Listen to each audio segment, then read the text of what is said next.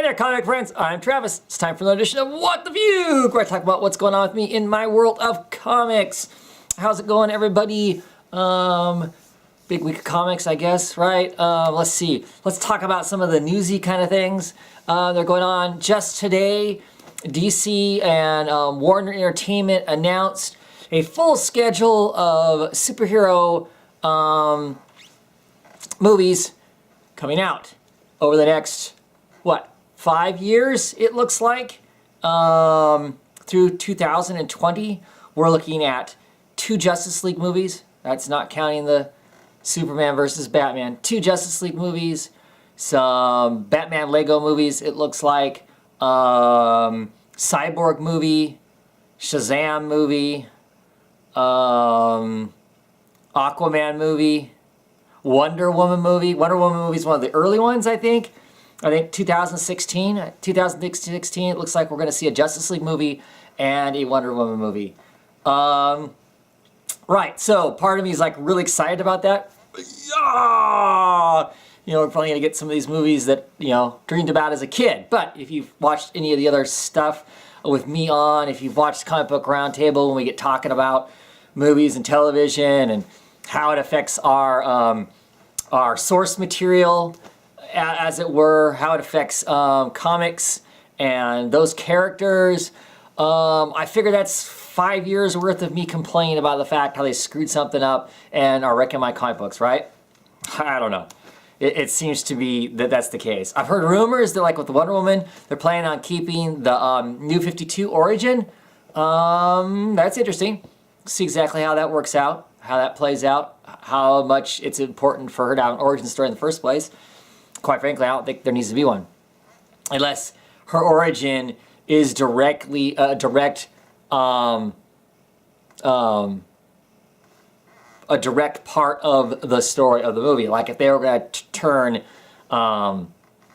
this beautiful run of Wonder Woman that came out of the New 52, if they were to turn that 35 or 36 issues into a movie, then her origin, where she came from, and that would have a factor in the story itself.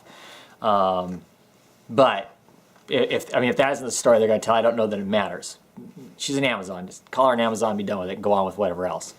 But still, cool. That's pretty. I'm excited. I'm excited. I know everybody's like, there's quite a few people like, oh my gosh, what if they screw this up? If they screw up the Wonder Woman movie, they'll never spend money on a female movie again because all the problems supposedly female based action type movies have.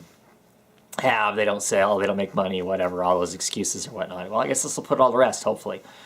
It's really all going to come down to directing and writing more than anything, I think. They get the wrong directors or writers and they don't give us a decent script and stuff. It could be total hell, right? So, whatever. Anyway, big news of the day. They're releasing all these movies. And of course that starts the whole Marvel versus DC silliness fights over, who's got the better movies, who's putting out what, blah, blah, blah, whatever, I don't care. Anyway, it is what it is.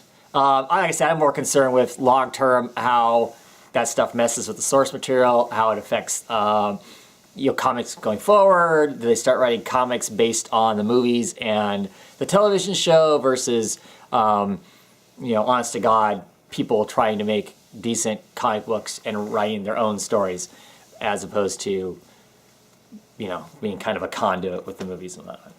We'll see. That's 5 years, right? Some of that's 5 years or 2 years out, so we'll see exactly how that plays out. The cynical me envisions that how it's going to play out as me continuing to bitch about it, but hey, whatever. Of course, we've got all these TV shows that are out right now. We got one more, I believe. Well, you know what? I don't know when iZombie's supposed to come out, and that's a comic book based TV show too. Has anybody heard release dates for that? I guess I don't know. But one I know is coming out 2 weeks from now. 24th of October is when the Constantine show excuse me starts. I'm still apprehensively excited about that. I really, really hope that that ends up being good. I hope it's interesting. If that show is good and interesting, I don't care what happens with the other shows that have been kind of, yeah, in their approach. So, yeah, I'm hoping for that. I watch all the others. Flash has been fun. A little unconsequential and a little fluffy. And if at every show, at the end of every show, they kill a villain, they're never going to build up a rogues gallery. And I think that'll be unfortunate because I'm not a big Flash fan, but Flash has a pretty cool rogues gallery. And if you kill everybody, it's going to be kind of pointless, right? So, whatever. Arrow, you know, opening season started out really interesting. Some massive, shocking things happen. So we'll see how that plays out. Agents of S.H.I.E.L.D. continues to not really be for me. I just can't get into watching it, so I'm not. Gotham seems to be a love it or hate it kind of thing. I'm amused by it. Do I think it's great television? No, by no means. I'm just curious to watch how the characters that they're introducing, how they use them for this show in particular, not versus anything else. Just like an alternative version of Gotham and all of its stuff in it. But certainly not high quality television. But I don't think it's as horrible as what some people think it is either. But we all have our own tastes, right? So that's that. Enough of that silly other medium type stuff. Let's see, what else? Check out some of the other people's. Check out Liam Stevens' channel. He's got a video up talking about the comic news releases, new releases that have been announced coming out of New York Comic Con. You know, so check his out if you want to be informed on that, because I can't remember them all. There's some that I am intrigued by, some that I'm kind of I may check out. Curious about like the Hawkeye. They're gonna do another version of Hawkeye. Jeff Lemire is taking over writing of that. It's going to continue to have Kate Bishop in it. So I'm probably on board to at least check that out. I think it's kind of interesting that, of course, you know, he was writing Green Arrow, and now he's going over to Marvel and he's going to write an Archer there. So I don't know. Is he just going to take all the stories that he didn't get to write for Green Arrow and make them Hawkeye ones? I don't know. Oh, yawn. Been a long week. Let's see what else is going on. Comic Book Roundtable, of course, the same time it always is now on Saturdays. Have no idea who's going to be there. Haven't really heard from anybody. If you're interested, give me a shout. We'll get you on. We'll talk some comics. I think last weekend's Comic Book Roundtable was a pretty good roundtable. Lots of interesting discussions on there. Granted, it's 3 hours long, so, you know, I wouldn't dedicate a movie to watching it, but I enjoyed myself on the show. Had a good time. You know, just a reminder that really the Comic Book Roundtable is, I mean, I keep the audience in mind. You know, I keep you viewers in mind who are, you know, who have the stamina and the willpower to watch it. That's awesome. I appreciate you watching it or listening to it, however that works. But it's also about, you know, who I can get on and talk comic books with. You're basically getting a window, to some degree, a window into just some comic book fans sitting around talking comic books. You know, whatever came out that week or whatever else we want to talk about. You get a window into that. And, you know, I think that's pretty cool. Not because it's my show, but pretty cool. I like watching or listening to other people's shows that are like that also, just because, well, other than I'm fortunate.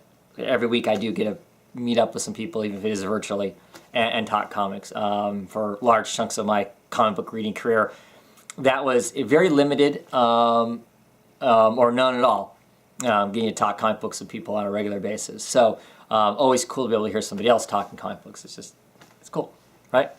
So that's that. I can't think of any other really pressing news type things. Hope to have my other videos out regularly this week. I I don't know what it is, been a little busier, a little more pressed with time. Struggling a little more to put out some of the videos that I want to put out, the regular videos. Plus, I've got some ideas, of course, going into the new year, which I'll discuss as we get closer to the end of the year. Hoping to squeeze in some other videos along the way, because there's some other stuff I want to talk about. I want to talk about some of these comic books and talk about them or look at them in a little different kind of way, maybe even. So, looking forward to that. I continue to flirt with the idea of doing more comic book parfaits. Just need to get off my butt and get motivated enough to actually contact some other people to talk about some stuff. Some of the stuff that I picked up here recently that haven't been part of any real video. This is Annihilator issue number 1. Came out a month ago. Last week, number 2 came out. I have number 2 ordered because somehow I missed this comic book altogether. Didn't realize it was even out there. So I didn't get pre-ordered. So of course I don't have them coming in to me. Because it's on Legendary, which is normally a film studio. My chain store, Hastings, doesn't carry this on the shelf. So I had to order number 2, getting it from Midtown Comics, and I was cheap, so I paid the cheap shipping for it. So it'll probably be another week, probably, before I get the darn thing. So you'll hear me talk more about this book at some point. Hopefully I'll get caught up into the monthly buying of it. Just wanted to say, though, incredible book, Annihilator by Grant Morrison and Fraser Irving. I talked about the Comic Book Roundtable last week a little bit, because like I said, last week number 2 came out, so the other guys that were on the show talked about number 2. I just think it's brilliant. It's such a Philip K. Dickian type of a story right now. Just brilliant. I really like a lot of Philip K. Dick's work. Look him up if you're not familiar with the author. I think writes a lot of great stuff. Writes a lot of stuff that's kind of off the wall and strange. I mean, he is the person who wrote the book that became Blade Runner. You know, he's the person who wrote the stuff that became Total Recall. He's lots of sci-fi movies that are out there. He's actually the person behind it, and they just either changed the name or tweaked a little bit of something about it, but it's really his story. Then he has this whole other branch of work that I could go on talking about for a long time, but won't. But it has more to do with, it's more written from a kind of a personal perspective. Philip K. Dick was a pretty heavy abuser of narcotics, and was a bit paranoid, and a bit of a visionary too, or saw himself as a visionary, and well, he was a visionary. Some of the stuff that he writes about, you know, that sci-fi is now reality. I mean, it's what happens now. But some of that stuff that he wrote, where he kind of wrote almost first person, where, you know, he's being beamed in by, you know, information is being beamed in by pink lasers into his brain and that sort of stuff, and he hallucinates and all these kinds of things. It's kind of what goes on in this. You get this writer living in LA. He's kind of washed up. He was a screenwriter of horror movies. He's bought a notorious haunted house out in the LA hills, hoping that it will give him some sort of inspiration. He gets some sort of inspiration. Meanwhile, we have up in space this black hole that's kind of the center of the universe. It's a prisons out there where they stow people away, and we've got this character that is there, and it's all really, really interesting to see exactly how that all is. So really excited for the next issues. Hope to talk more about it. My phone quit ringing, which is good. So, and lastly, quickly talk about, I got this last week too. Look at this mammoth of a thing. What?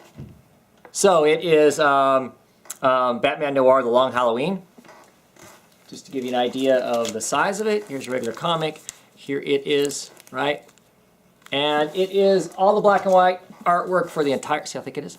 The entire Long Halloween.